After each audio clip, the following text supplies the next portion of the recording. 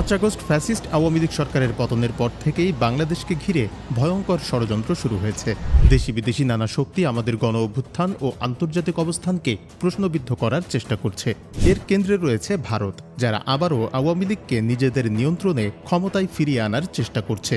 সম্প্রতি দিল্লিতে অনুষ্ঠিত হয়েছে একটি আন্তর্জাতিক সেমিনার। এই সেমিনারের মূল উদ্দেশ্য ছিল বাংলাদেশকে আন্তর্জাতিক অঙ্গনে বিতর্কিত করা এবং অন্তর্বর্তীকালীন সরকারকে চাপের মুখে ফেলা।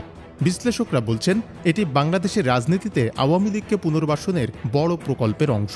এমনকি যদি সরাসরি আওয়ামী লীগকে ফিরিয়ে আনা সম্ভব না হয়, তবে জাতীয় পার্টির মাধ্যমে রিফর্ম আওয়ামী লীগ তৈরির পরিকল্পনাও চলছে। আসন্ন ফেব্রুয়ারির নির্বাচনের আগে দেশকে অস্থিতিশীল করতে নিষিদ্ধ আওয়ামী লীগ ৪,০০০ কোটি টাকা খরচের পরিকল্পনা করেছে।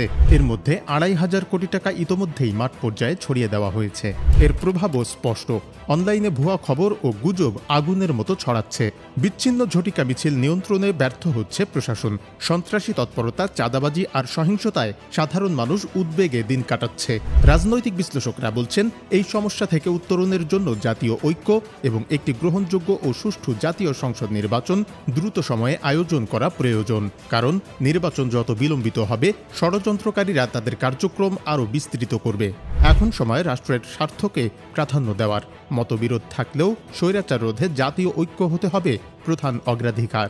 ইতোমধ্যেই এনসিপি ও বিএনপির মতো দলগুলো দুর্নীতি ও চাঁদাবাজি দমন করতে শত শত অভিযুক্ত নেতাকে বহিষ্কার করেছে, যা একটি প্রশংসনীয় উদ্যোগ। দেশের সুরক্ষা নিশ্চিত করতে সর্বাত্মক জাতীয় ঐক্যের বিকল্প নেই।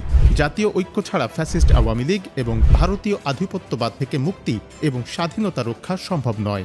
এই ঐক্য কেবল রাজনৈতিক দলগুলোর মধ্যে সীমিত থাকলে চলবে না, জনগণের মধ্যেও এর বিস্তার ঘটতে হবে।